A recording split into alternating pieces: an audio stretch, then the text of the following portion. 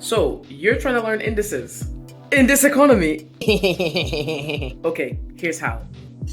Okay, so we are going to look at dividing indices. Now you might get a question that looks like what we've got on the left-hand side here, where you've got a linear expression, or you might get something on the right here, which is like a fraction problem.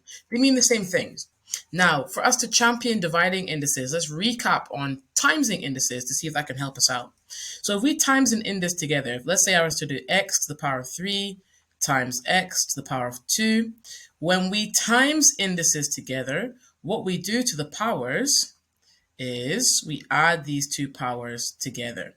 So when we do this problem, x to the power of 3 times x to the power of 2 will be x to the power of 5. Okay, that same logic. If that's what happens when we times indices, when we divide indices, we're going to do the opposite thing to the powers, which means when we divide indices, we're taking away the powers. So same sum, like I said, x to the power of 7 divided by x to the power of 3. Basically, 7 take away 3 is going to be 4. So therefore, my answer is going to be x to the power of 4. It's that simple.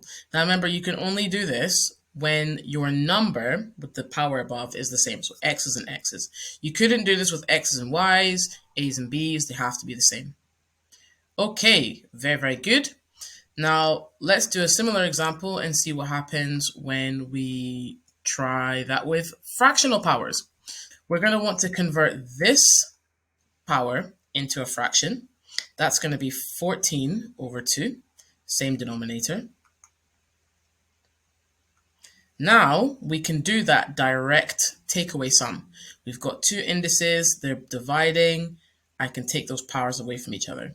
So when I do that, 14 over 2 take away 3 over 2 is going to give me 11 over 2.